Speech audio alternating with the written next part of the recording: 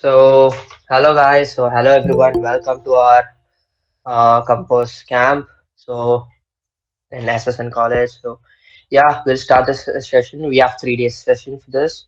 So, what is Compose Camp actually? So, Compose Camp is actually a organized event by Google to teach or facilitate about Jetpack Compose. So, Android has introduced a new tool called Jetpack Compose by to make UI much more better. We used XML before, right? So we'll be talking about all the concepts used uh, that by XML and Jetpack Compose. To teach or to facilitate Jetpack Compose is this camp, Compose camp. We have 3 days session for this, and yeah. So the 3 day session. So today it's from 4:30 to 5:45, as you all know. So it will be about Kotlin and Jetpack, and the offline sessions will be building an app from scratch, like using Android Studio, using the Jetpack Compose UI tool to do a simple app. So we'll be covering some of the basic concepts. The first half in the 6th of October and the second half in 7th of October. And so today's program will be about so we'll start with our introduction of our team, and then we'll have a fun quiz. Okay, so this is basically a kind of even people who don't know about Android can just it's not about ranking and all, so we can just have fun. And then I'll be talking about how to set up Kotlin and Android Studio, and then the pathway to learn. And we'll jump into basic syntax of Kotlin and some of the functions, and then the introduction to Jetpack Compose. So using this introduction to Jetpack Compose, we'll be using the tools that we learned today for building the app. So yeah, so starting with our introduction to our team. So I'm Indira Kant. So let me switch on my camera first. Yeah. Yeah, hello guys. So am I visible? Yeah, I'm Indira Kant. So I'm the facilitator for the 3 sessions, and we have Arvind Kanana, uh, camp team lead, and the other two members, Nivas Muthu and Aditya. So this is our team. So welcome all. Yeah. So we'll be next jumping to the Slido quiz, as I told you. So please log on to Slido.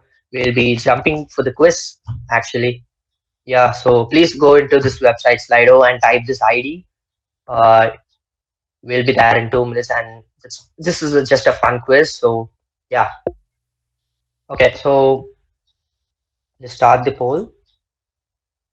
Uh, People can join now. Please do join Slido, and there's an ID here. What do you think of Android? So customizable OS, apps, virtual tool, smart, clean, user-friendly operating system. Yeah, mobile OS. Lots and lots of answers. Awesome. Yeah. Mobile, Linux, mobile OS.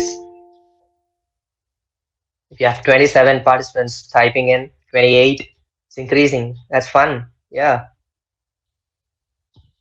Now, most of you have typed OS and OS operating open source, widely used, alternative. Yeah, that's a good answer. Pichai, Google Pitch, Sundar Pichai. Yeah. Google, functional, customizable. 33 members, 34.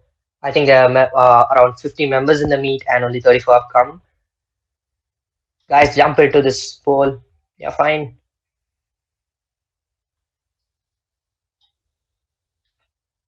Clean, widely used. I think we can go to the quiz part. Arvind, what do you think? Yeah, we're good. Can we? Yeah, okay, fine. So can I just move on to the quiz part? Yeah, proceed. Yeah, okay. So yeah, we are getting a lot of answers now. So that's awesome. Yeah, so we'll just jump into the quiz. It's like a general quiz. So nothing wrong. We don't have leadership boards here. So uh, just answer what you know. Okay, so this is actually the quiz. So how well do you know Java? Answers, please. Uh, Fine. 20, no, 22 members, 27,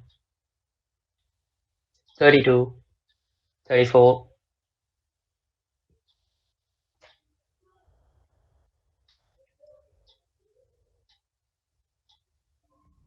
Oh, so is it okay? So 67 members are in the beginner stage of Java, or it's like one is a beginner stage and five is expert stage. So okay, okay, 70% of the people are in the beginner stage, so that's fine. So yeah, I'll jump into the next part. Okay, going into the quiz, just type in your name and then come in.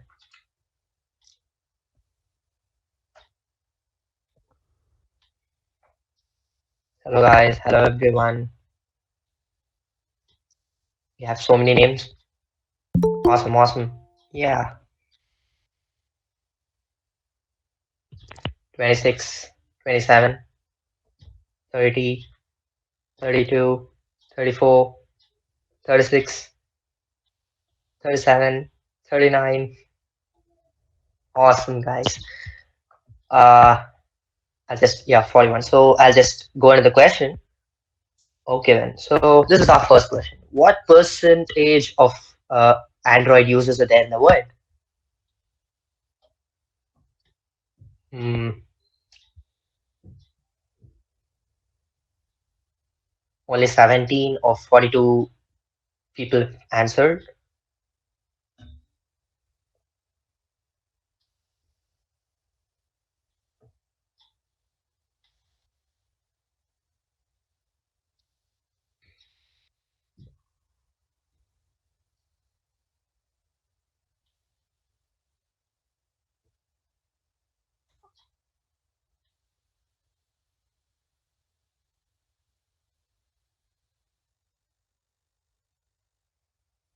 There are more people coming in and answering.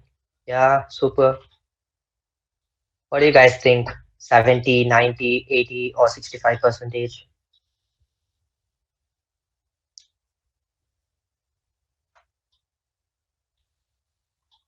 Okay, I'll just move on. Awesome. So 40% of people have told 70%, and that's the right answer. Yeah, that's good. So people know like how many Android users are there in the world.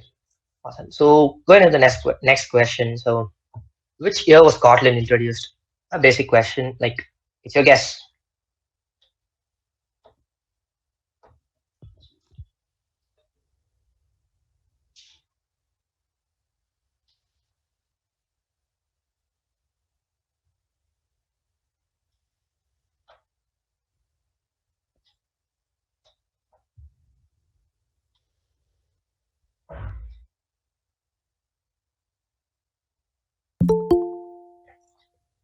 So yeah, I'll just move on to the answer. 41 out of 44, 43. Yeah, fine, awesome. So superb. So 36% of the participants have given 2016, and the answer is 2016. So correct, awesome. So moving on to the next question. So which is the modern UI tool for Android? And that's basic, right? So it's direct question.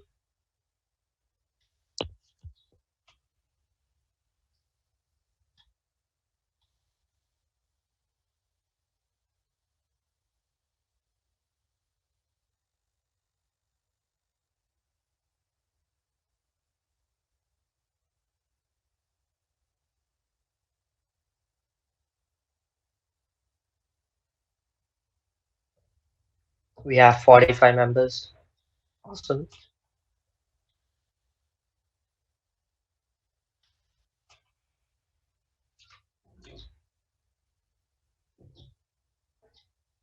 So yeah, I'll just show. Yeah, obviously, right? So we are talking about Jetpack Compose, and that's a quiz. That's direct.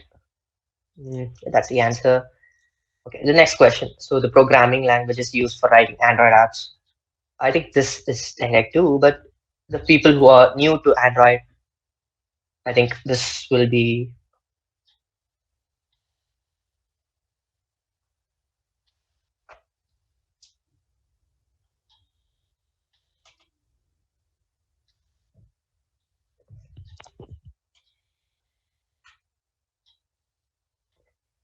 we have 46.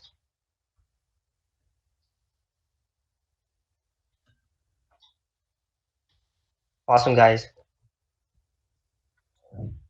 Yeah, so Jetpack and Kotlin. So everyone have answered it. So awesome. Yeah, so like I think this is the end of the question. Yeah. This is a leadership board, so kind of easy. So this is an open word poll. Why do you think UI is so important for an app or any not only app, even the websites? Why do you think UI is so important?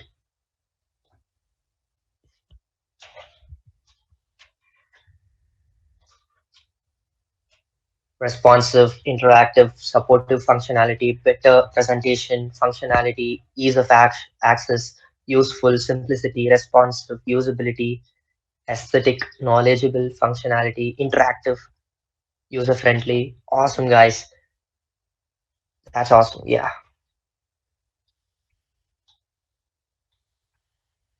Ease of access, user friendly. So, yeah. So, yeah, I guess we have awesome members now. Great. So I think we can move on to kind of theory part today. It might be boring, but I'll try myself to make it interesting using Android Studio kind of things. So don't worry, guys. So stay with me till the end. So I'm just going to lock the poll. I think, oh, only 28 members have answered. So, no, still typing. Hmm, okay, fine.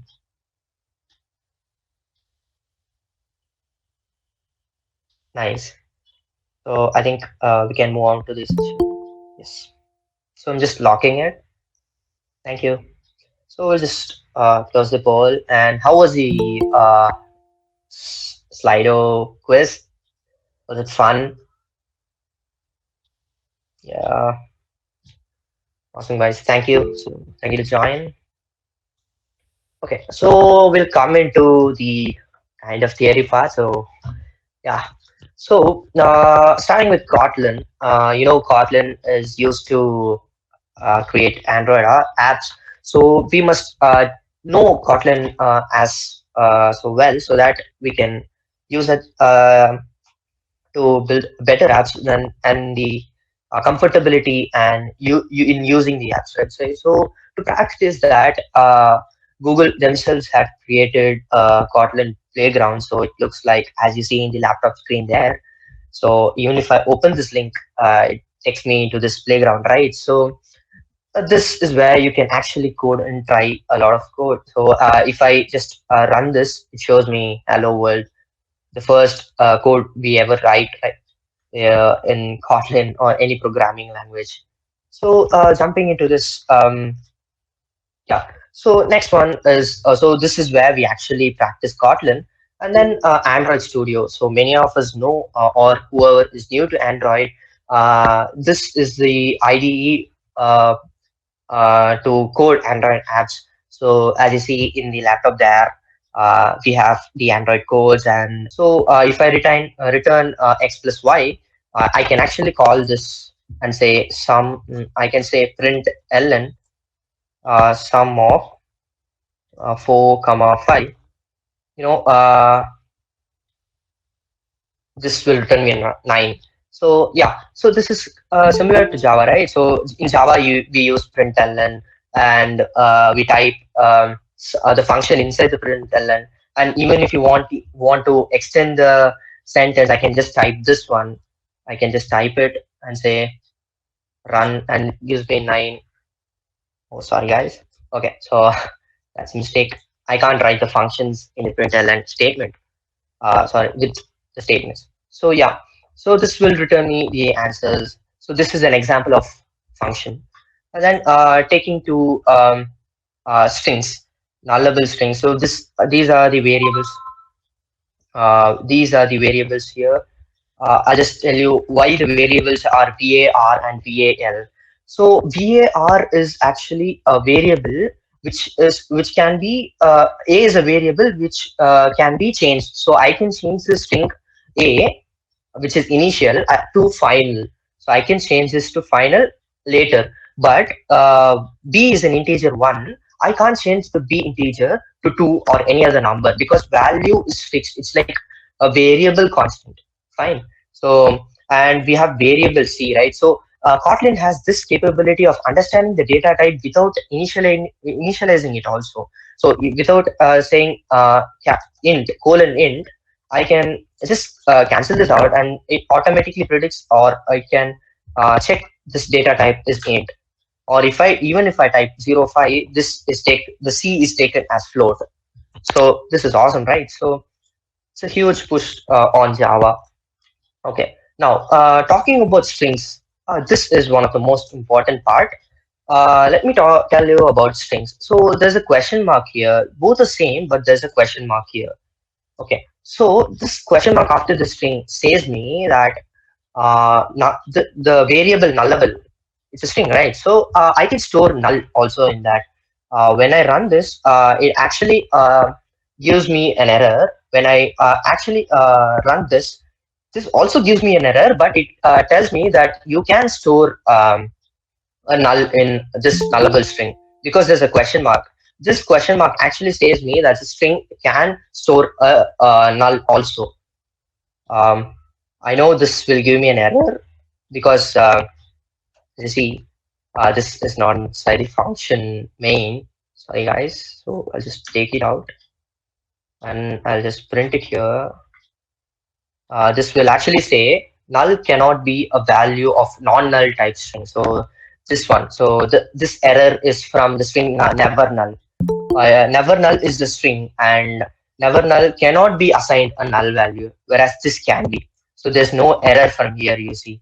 So that's a very good thing. So even if you want to pass a parameter of which is of data type string as null, you can with a question mark.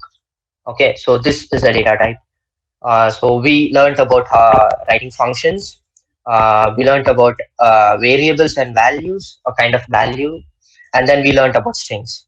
I also I missed this. This is also a function. We can write a function in a single line actually. So this says that, as I told you, Kotlin has the capability of finding the data type itself automatically. So I wrote the sum function, right? So the sum function return type was int. We explicitly wrote as int, but here we didn't write it. So this returns me x into y as integer itself. So Kotlin has the capability. So even if I call the function println multiply, okay, if I say for comma of some number, it returns me this value. Sorry. Yeah. Sorry guys. Yeah. It gives me 28. So this return type we haven't mentioned explicitly, but Kotlin can detect it. Yeah. So this is a single line function. So we'll be learning about functions a lot. Furthermore, there's a function called lambda function too. So I'll be talking about that later. And yeah, so this I told you about nullable strings, right? So there's a question mark here. There's a question mark here. So this question mark says that I can accept null also. So when I print this, it just gives me no error. That's all. So it doesn't give me an error. I'll just copy paste this and run. You can see it says empty or null string. So I had an if else condition there. So which says that even if I pass null, there won't be any error. But it returns me this string, which is it says empty or null string. So this is a very good thing because Java didn't have it. So even if you pass null string, this this carries on all the exceptions kind of thing. Yeah. So this one will show error. So same thing. I just remove the question mark. It's just the same. It'll show me error. As I told you, null cannot be a value of non-null type string. Yeah. So question mark will play a major role there. And then coming to classes. So people who know Java also will know about classes, right? So class is kind of a container. When you create objects, so objects are the instances of classes. So we'll have an actual value of classes in a container. So object one, object two. So if I just run this for you, um, so this is we are creating a class with a value ID, which is an integer. And as you can see, I have given there val. So ID cannot be changed to from one person cannot have two ID. So I want the ID to be fixed, which is a variable. So kind of a variable constant, right? As I told you. So variable can be anything. So we can actually change if I wanted to change my email, I can change because it's VAR, whereas VAL, one ID is given to one person, so I can't change that. Okay, so in the main function, I call this and create an object, which is like val contact one comma mail ID. So when I print it, it gives me the mail ID, right? So I'm accessing the class, I'm accessing the object with property email with the it's kind of a full stop here. So full stop, or we can say period. Yeah. So this is some of the basics of classes, nullable strings, and the functions and normal functions, right? So yeah, classes. And we might be using generics a lot while creating apps. We don't know. We want some of the data like images and integer together. So those things we will use generics. So I'll just copy paste this and yeah, I'll just and run this. You can see, this is the main function, and in the sorry, yeah, in this you can see this mutable list actually. So what do you guys think of mutable thing list? So mutable list is where you can actually mutate. So you guys know the meaning mutate, right? So mutate. So we can actually change the values in the list, or we can extend it. Whereas list is like a constant array, so we can't change it. Whereas a mutable list or mutable stack, there are functions like mutable stack, mutable queue. So these things are very useful in Kotlin. So if you want to add something in the contact list, so we use mutable list, for example, as I told you, here we have a mutable list with names, right? So using a for loop here, I can just print the elements. And then when I run it, you can actually see here, or this, there are two types of for loops. We can actually access the mutable list from indexes, or also mutable list acts like a data also. So element in each of the mutable list is taken as a data and it prints the element. Also we have for loop with 0 to from the range 0 to the mutable size -1. So this prints the each data inside the mutable list with the index specified. Okay, awesome. So we'll just jump into, so we just saw about generics and mutable lists, right? So this is very important topic. We'll be using this and most of the times while creating the app, because mutable list and mutable stack and queue and these things where we add, remove all the CRUD functions, as you know, create, read, update, and delete. So these functions will be very easy in mutable uh, functions. So yeah, there's another main function called actually a statement, when statement. Yeah, you guys must have heard of switch, right? Which is there in C++. So in Kotlin, we have similar thing, but it's named as when statement. So when we use when statement, so I've missed my class, sorry. Yeah, it's here. So my class is just a normal class. We haven't initialized it just for using.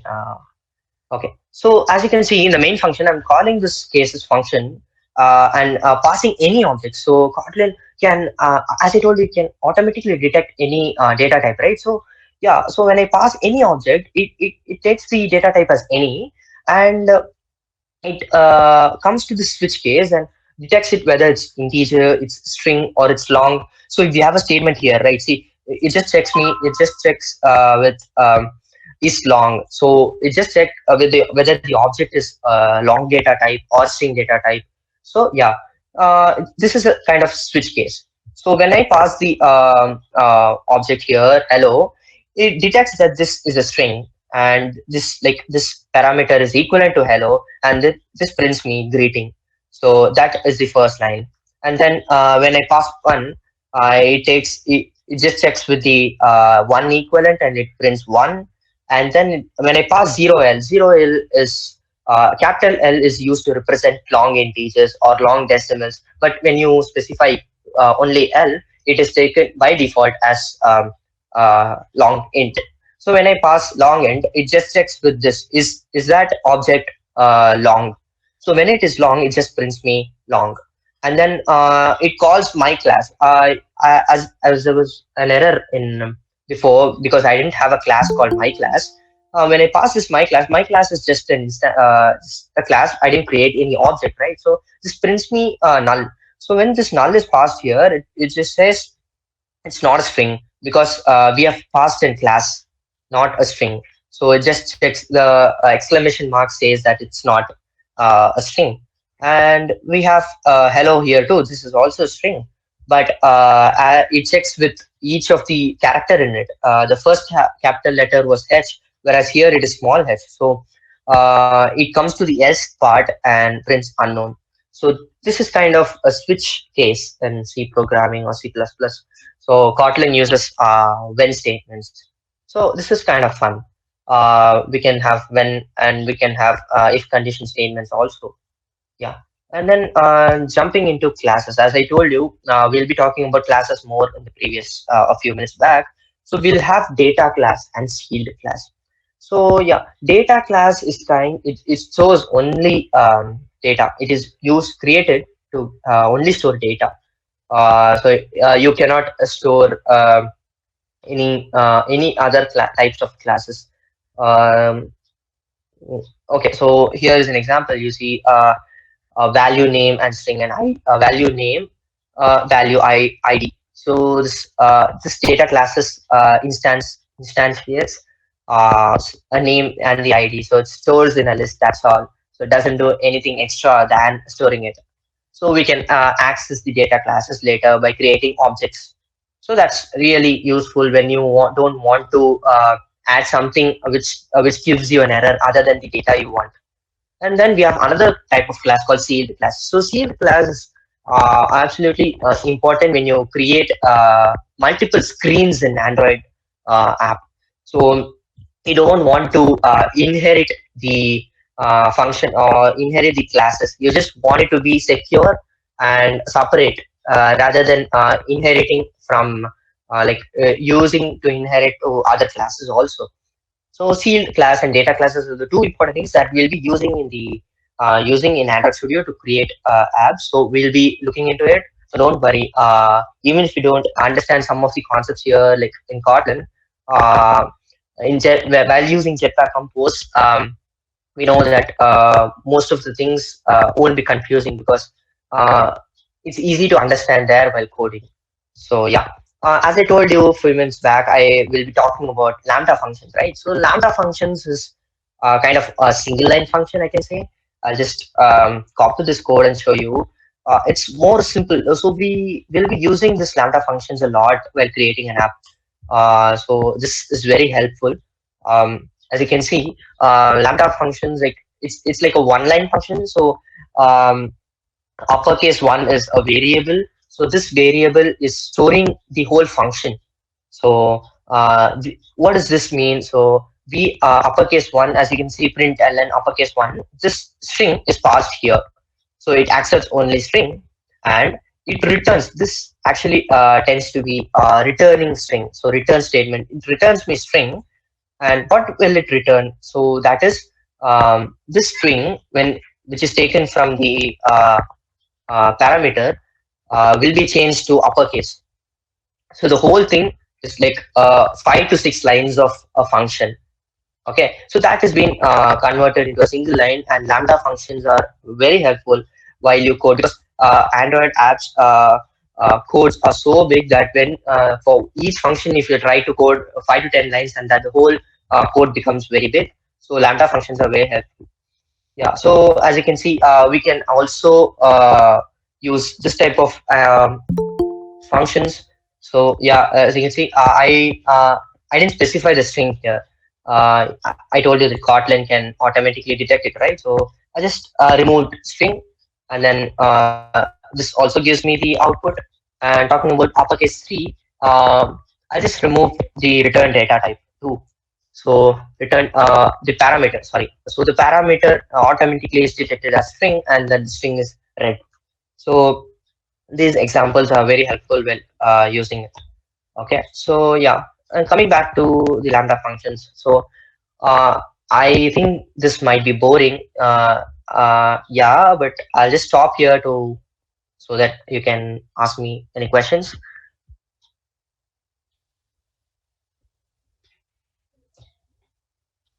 These things are kind of boring, I know, but we can cover this while creating app.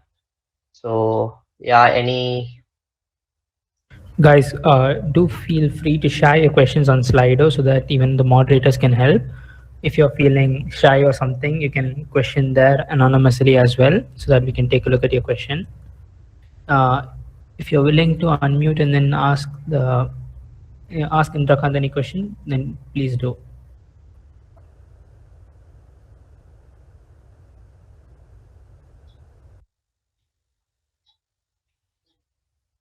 Okay, Yeah, I think yeah, yeah. Ram wants you to explain the structure of Lambda functions once again. Okay, Lambda functions. Yeah, fine. So I was talking about Lambda functions, right? So one second. In simple words, I can say Lambda functions are kind of a single line function. So as you can see, okay, coming to this playground, I'm naming the function uppercase one. So I'm naming the function as uppercase one.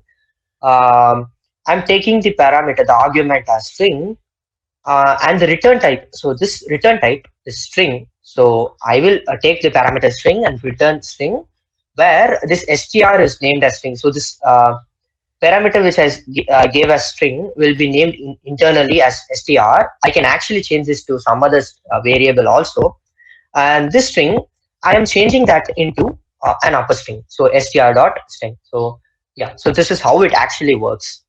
But if even if you want to just reduce it down, more simpler, we know that as the input is string, right? So I can just remove this. So that is what I've done here.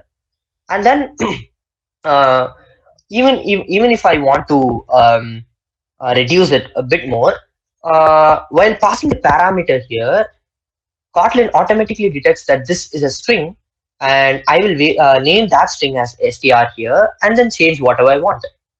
This is how it works. And yeah, at the last line, you can see it. So it is also a default variable. So even if you don't name str here, the parameter which is taken as string will be automatically varialized to it. So it acts as a default variable inside the function itself. So for more clarifications, we can we'll get to know using lazy row and lazy column. So that is concept in Jetpack. So while using Jetpack, we'll get to know a lot about Lambda functions. So I think I'm clear. Am I clear, Ram? Is it okay?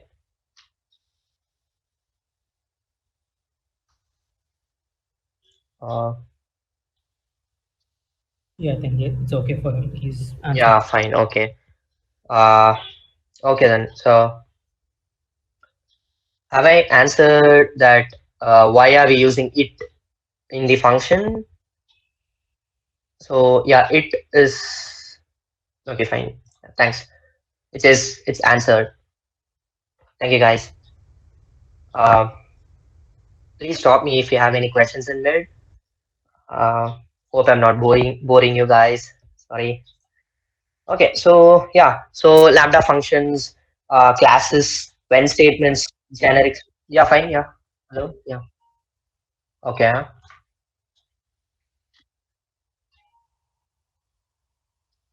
Okay. So is it necessary to know Java in order to attend the Compose camp? No. Kotlin is similar to Java, but it's not necessary that people knowing Java should only be attending this camp. To have more idea about Kotlin, I told you like there's a website. I'll just show you guys. Yeah, so this is a website where you can actually learn a lot of things about Kotlin. So I would recommend a lot. So and this playground too. So both are the same websites. Mm, yeah, so I think knowing about Java is not so important. Yeah, have I answered your question? But yeah, people knowing Java is with and learning Kotlin, I think for them it's kind of easy. Yeah, I've got a question. Can you go over what hyphen T in the box T means in generic slice? Yeah, okay. Yeah, in the generic slice, it's there. It says class T. So, class box. So, class box is the variable function name, and T is any. So, I can give you an example here. I can say T can withstand any thing like string. So, is it visible there? I've typed a word in it. So, I've typed uh, string instead of T. So which says that box is a class which is of data type string. Also, I can make this as any kind of variable. For example, I can say, okay, place. So what is place here? So place is a data class. As I told you, what is data class?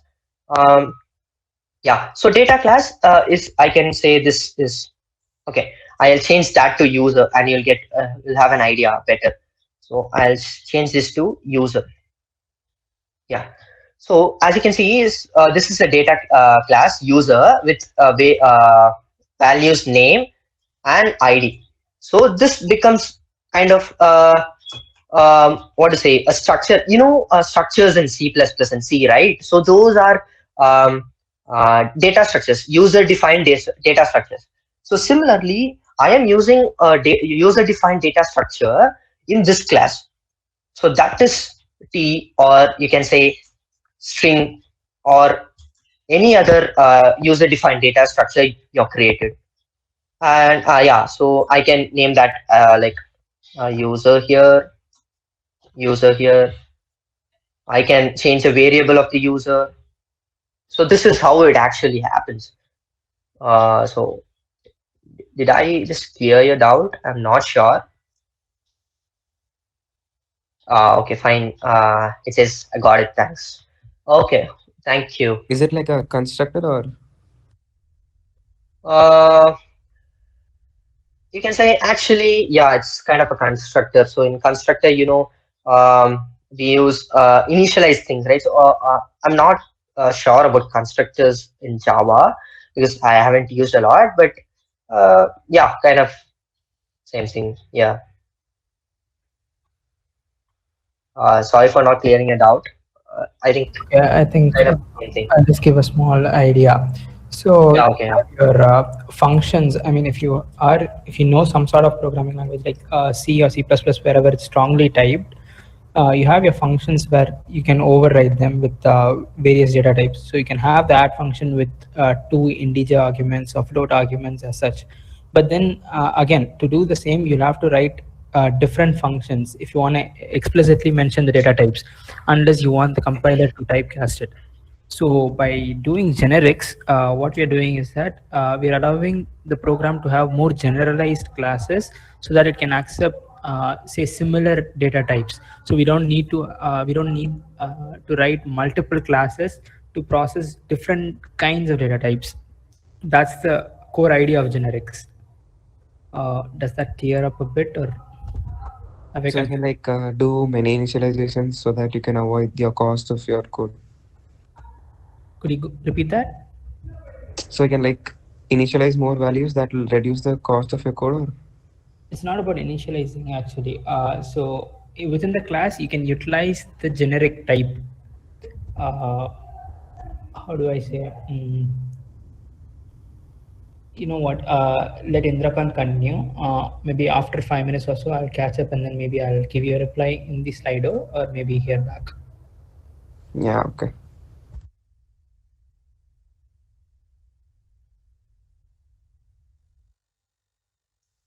Am I audible now? Um, Hi guys. Yeah. So can I continue? Okay, fine. Yeah. Uh, Star 11. I think R11 will clarify it out later. Uh, did I spell your name correct? Okay, fine. Yeah, I'll just move on. Okay. We are almost like we have 15 to 20 minutes. So we'll just come to Jetpack Compose. Okay. So the main idea of this camp is Jetpack Compose, right? So knowing a bit of Kotlin will help you a lot in Jetpack Compose. Yeah, so we'll jump into Jetpack Compose. So Jetpack Compose is modern UI toolkit for native Android apps, right? So that's very useful. And why did we move to Jetpack Compose from XML? So XML was previously used UI tool where we had drag and drop, but here Jetpack Compose has changed a lot. We'll know the benefits of Jetpack was like it's less code, it's intuitive, development is accelerated, and it's very powerful. When you code, you'll get to know that XML will have lines and lines of code, whereas Jetpack is like a normal JavaScript coding or CSS coding, whoever knows web development. So it's kind of similar to web development when it comes to Jetpack. Yeah, so these are the benefits actually. So it's very helpful. The main key point is that it's kind of coding is less and it's more powerful. We'll talk about recomposition later, so that's a very important topic. That tells you why it is more powerful. Okay, so how can we learn Compose? So if you want to learn individually, obviously we learn individually. So here's a website, developers Android, which will take me here and says that. Okay, so we have units here. We have many courses for learning Jetpack, so it's very helpful. And yeah, I would prefer you guys to do look into that. And I also explained about the pathway, right? So to follow the units that it's given there, and then we can also like have a group study. And yeah, we have Compose Camp for that, right? So please do ask us questions and about Jetpack, and it's fun. Yeah. And you might be thinking like, what should we learn in Jetpack? Okay, so Jetpack, we'll be learning about layouts and animation, the architecture, the states, factors, form factors, the accessibility and testing and performance. But this is a beginner track, right? So we'll be only talking about layouts, animations, and states. So, but even if you want to expand your knowledge in Jetpack, I would say go into testing, performance, and form factors. That would be very helpful if you want to become a native Android developer in future. Awesome. So yeah, I was telling you about XML, right? So the previously used UI tool. So that XML, as you can see, to create image view, text view, and the radio button, we used to like have tags, which is similar to XML, right? HTML, right? So this again, we type this in the XML file, and then we use the Kotlin file to call the functions by find view by ID variable. Like we are storing it, we're calling the function, and then for that function we are changing the states. So it's kind of mixing up many files and many variables, and the states have been changing, right? So I can make it shorter. Like you can see that even after if I want to just click it, I want to use a functions called set image, text image, etc. So that's kind of big thing. But if when I come to Compose, I can make those three concepts like image view, text view, and the radio button into a very short form kind of thing, into like this. So for example, I have an image, the text, and the radio button here. So let me name this component as answer. Okay. So when I want to create an answer component, I can say row, image, text, and radio button. We'll be learning about rows later in a few minutes. So it's easy to code. As I told you, like, so less code. So that's one of the biggest feature. Yeah, so this is very short. So you can see on click, there's a function called on click in the radio button, so which directs us to some other state. So it's very short. So this is one of the biggest feature from XML to Jetpack. So the major difference, right? So yeah, this is inside the Kotlin itself. So Jetpack is integrated into Kotlin. Okay.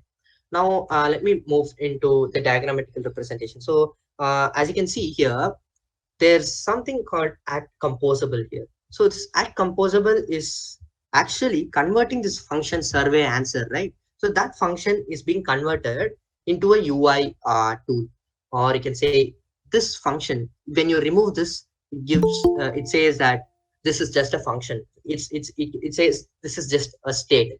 Okay, but when you write add composable, it composes the function into UI state.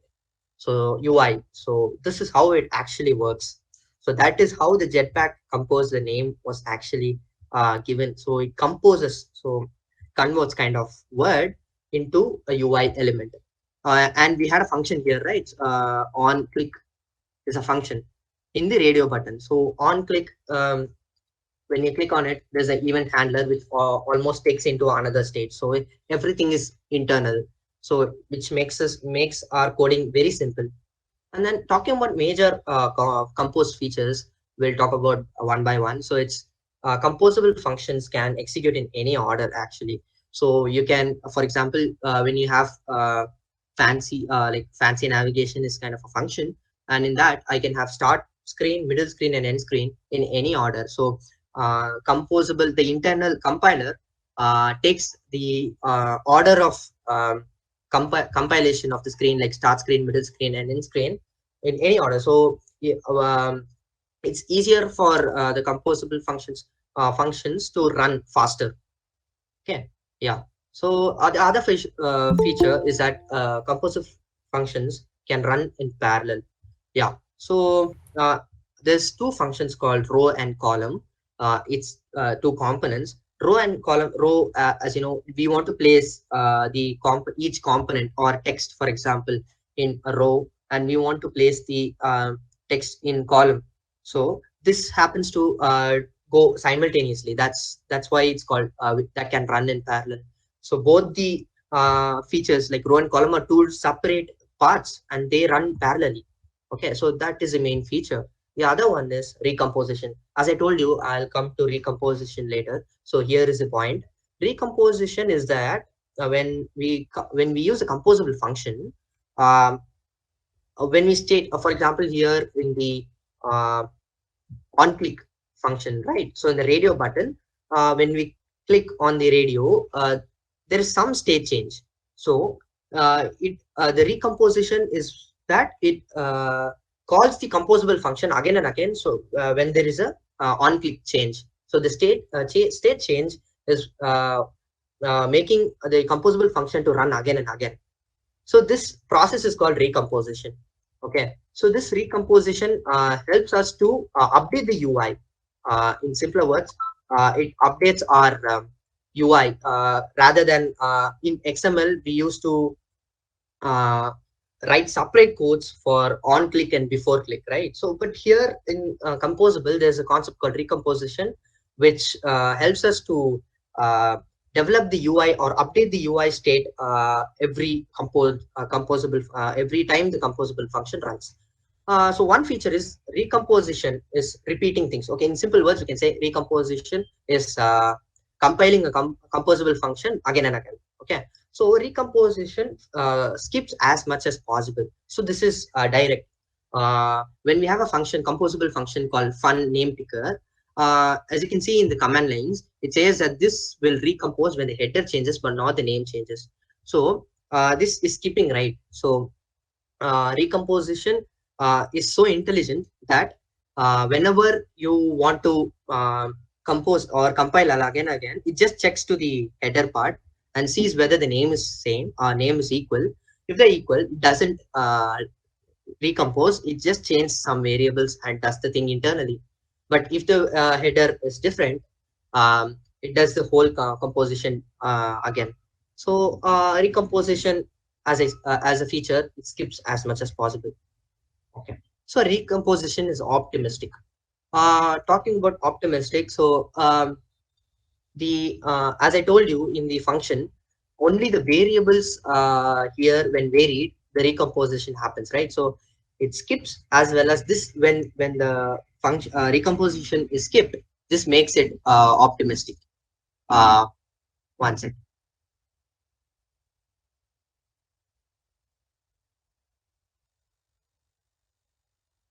Sorry for stopping by. Okay, fine. So yeah, so I was talking about recomposition being optimistic, right? So when it skips recomposition, this makes the compiler to run faster. So in simpler words, recomposition is optimistic. And then yeah, composable functions might run frequently. As I told you, when there is a button click, the state changes, right? So the recomposition happens again and again, unless there is unless it required, because when there is no header change, there's no need to recompose. So composable functions might run frequently. To what for? To change the UI state frequently. When you change the UI state frequently, app runs smooth. So so that's a very important feature of compose. So that is the explanation about why composable functions might run frequently. Okay, so that are some of the features of why compose, what is compose, and how do we actually, why do we actually do it, sorry. Okay, now talking about some of the experiments or some of the apps that we have Google have already made actually. So this link will be actually posted in the chat section or in the Slido, I guess. Aaron, can you just post this website? Actually, we'll be sharing the slides, right? So that's fine. Yeah, we'll be sharing the slides. Maybe they can take a look at that. So this link will take you to a website where many apps are made using Jetpack Compose. So one example is shown here. It's Jet Survey. So I'll just show you one example about how the Spark radio button component is made here. Before going to that, we'll talk about standard layouts. So this is very important, guys. So without this, I think we cannot make the Android apps UI. So starting about standard layouts, you might have seen this, right? So row, there was some the row used in some other function before. So row is horizontally placing component 1, 2, and 3. Okay, so this is direct, right? So we'll be using all these standard layouts. I'm not boring you. This will be used in the offline session while creating it. I'm sure that I'll be covering every standard layouts and most of the standard layouts in while creating the app. So don't worry. So just look into it. How does actually the row and column looks like? So row is like placing it horizontally, and then a column is actually placing the components vertically, and box. So box is like placing all the three components one over the other. But there are there are some like modifier kind of concepts. We'll be learning about that now, which will position the component 1, 2, and 3 in whichever way we want. So I'll be talking about that. So please keep that in mind. So box is something that overlaps inside one component. So this whole component is a box, and 1, 2, 3, the three components are placed inside that. Okay. Now talking about lazy row. So this is also a very important thing. So lazy row, we know row is placing things horizontally, right? Lazy row is like people who know XML might have learned about recycler view. So similarly in Jetpack Compose, lazy row, it's automatically scrollable. In row and column, we have to explicitly tell them that we have to make the scrollable state true. So that's a function there. But here, lazy row automatically, when there is a limit over the screen, it takes you into a scrollable state. So as you can see here, 1, 2, 3, and the fourth component is hiding, and when you scroll down, it gets into that. So this is the syntax actually. So don't worry, guys. Just have an idea how the lazy row, column, and box layouts will be, and sure we'll be using it later. Okay. So items are the list of items that. Okay. I told you about data classes, right? So the data classes, when listed out, we'll be using that data class list, the object here, and each item will be iterated, and component one will be called those many times. So so this can be an example using data classes in Jetpack Compose. Yeah, and similarly, lazy column. So it's similar to column, but here it's crawlable. So lazy column is used for uh, scrollable columns. Yeah, fine. And we have another thing called scaffold. So this is also very important because whenever we create an app or whenever we use an app, we will see things like the top bar, the bottom bar having settings, home screen, and the add button, everything, right? So these sliding windows at the top.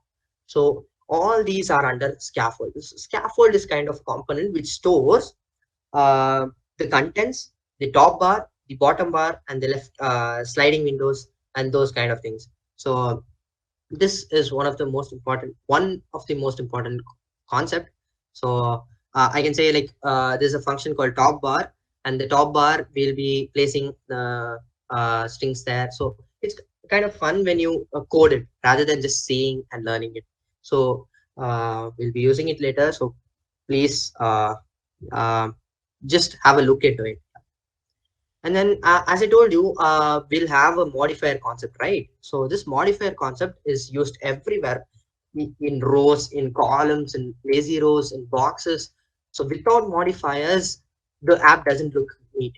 So modifiers contain um, very it makes your UI better. Okay, so for example, I'll take this text, hello compose, and I'll just have a modifier with background color, some color magenta.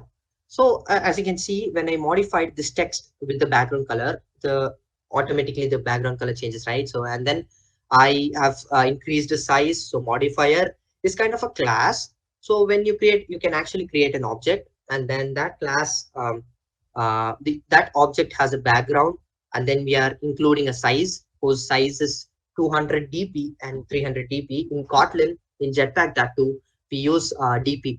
So to explain about dp is density independent pixel. So it's a unit for background or size or anything, but for text we use sp is um, single independent pixel. I'm not sure, sorry for that. So that is only used for text. So SP is only used for text, and DP is used for sizes, kind of density kind of things. So we'll be using, I think that will be very easy to grasp it. And then this looks odd, right? So this background looks fine, but the hello compose text does not have a gap in between. So we know padding. So people who know about CSS know about padding, right? So we have a padding function also here.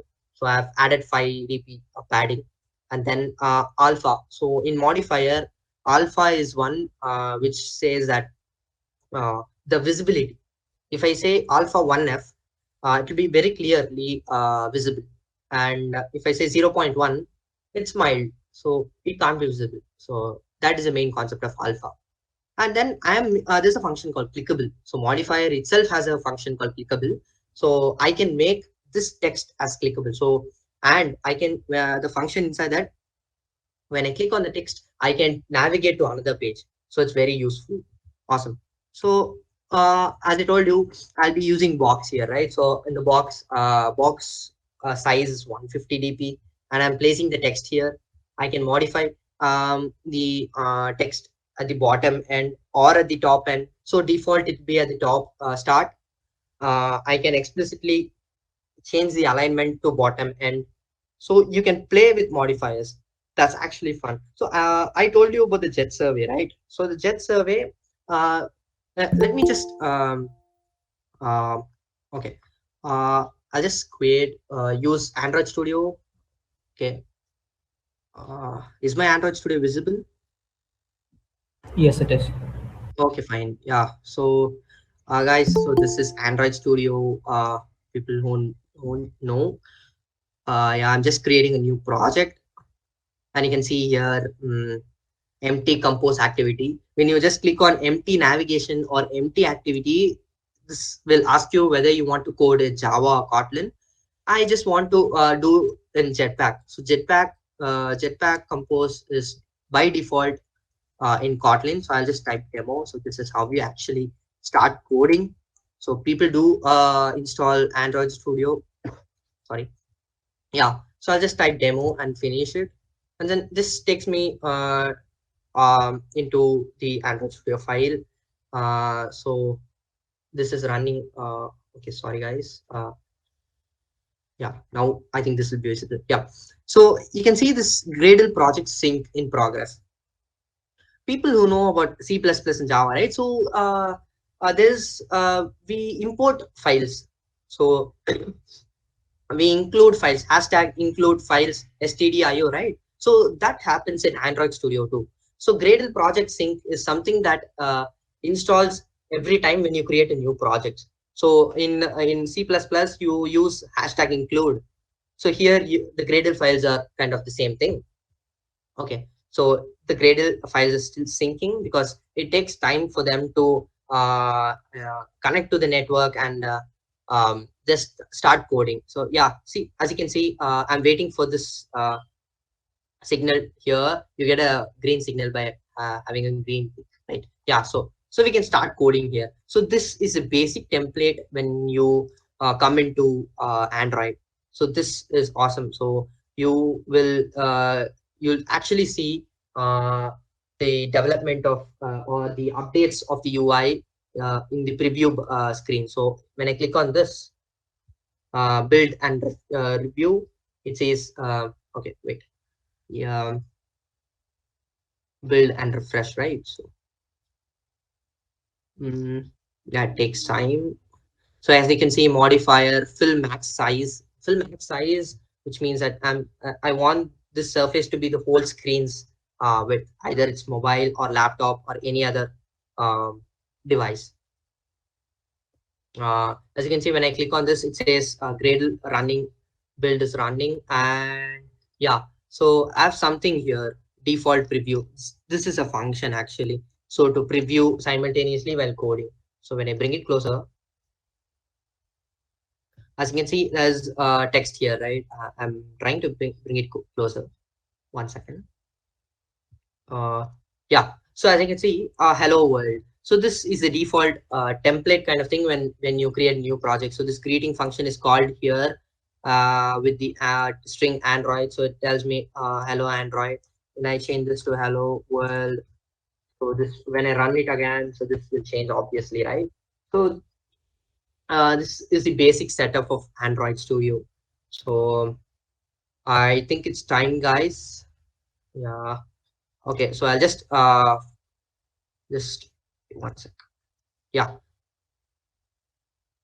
I'll just brush up what we have done today. See this is actually how we actually code. I'm using modifier max width and then padding and then borders and then this is the whole code actually. So this is the whole code uh, to create a component for the radio button. So it's simple, right? When you do this in XML, it takes you a long time to just place the text here with the padding there, place the text this padding exactly. I want this radio button to that side. So this takes a long time. So yeah, so I've completed. Okay, these are the additional resources. I would like you guys to please go through all these things because additional resources will actually give you more knowledge than what I tell you guys. So yeah, so you can actually install the Android Studio. I've given YouTube link also. Yeah, thank you guys. So that's it. I think I've completed on time. Yeah, so I'll take it from here. Just a minute. So I think is 11 present still? Yeah, yeah. Yeah, so we haven't forgotten you. So I'll just take you through the doubt that you have asked. Okay, I'll just share my screen for a bit.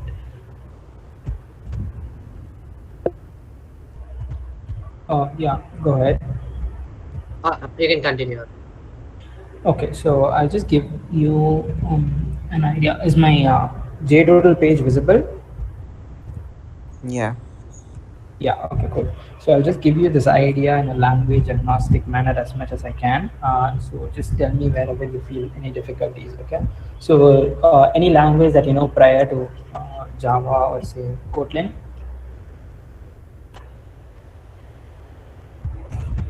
Levin, are you there? Yeah, yeah, you can. I'm listening. Yeah, so for example, do you know Python or C++ or something of that sort? Yeah, I know. I'm aware of Python, Java, and C. Okay, fine. So, okay, then so your Python doesn't care about your types. It's like a loosely typed language. Okay, so wherever you have variables and then assignments going on, it kind of keeps switching between the different types. So we can't compare this generic concept with a loosely typed language such as Python. So we'll move on to something like C++ or Java to understand this generic concept. Okay. So the generic concept again revolves around something like the code reusability. So what I have here is a generic function that I've written in Java. Don't mind if you don't understand the syntax as such.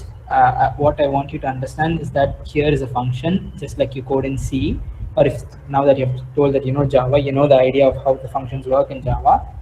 You can understand the structure. The one thing that's extra going on with generics is these two angular brackets, and then I have given a character E in between those two. What this allows us to do is that generalize the data type itself as an argument to this particular function. So the objective of this particular piece of code was to print the array in different lines. Okay. So if it were not for generics, we would be writing different functions for say printing an integer array and character array, because you know that you can't pass an character array into an argument that says integer array can be accepted in this function, right? So in order to overcome that, we are able to pass the data type itself as a parameter to the function here right now. So by doing this, we are able to increase the code reusability concept. Okay, okay, I got it. I got it. Yeah, so now I'll just add on to this. So generic can also be limited to a subset. So now if you want to induce something like numeric, generic, what do you say, generic, so we can just go on and then allow just numeric classes to be extended to the function that we have called here. So right now you can see that both the say your integer and then your string, the character class has been printed. But now if I try to execute the same, it'll throw an error that I can't kind of call it on the character array. So this disallows any other class that is an attribute that falls under the superclass number. So if I were just to execute on integer, it would work. If I and say per se I change this to double, and then maybe include some, you know, double here. 1 minute. Oh, sorry, my bad. Let's just convert everything to double.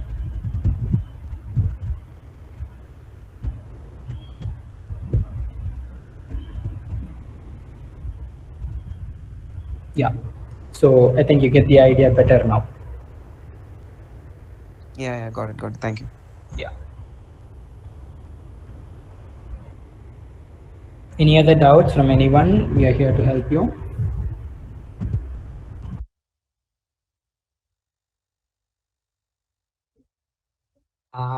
I think that's fine.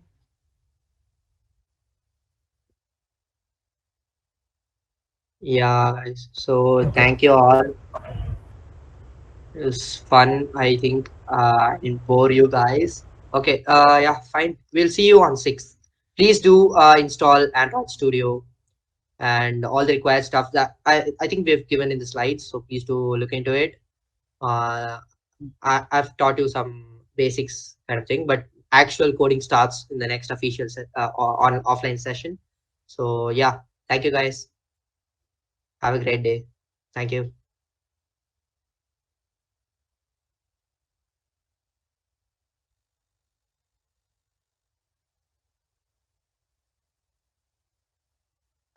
Discord, huh? Okay. Or shall I send you? Can you just pull yourself? Okay. I think Small. Like, can you share the Discord server link alone here? I'm sorry. Yeah. Yeah, I'm following. Yeah, yeah, yeah. Ah, then fine. Okay, I will catch it. Sure, sure. Okay, thank you. Vignesh, I think I've given you the permission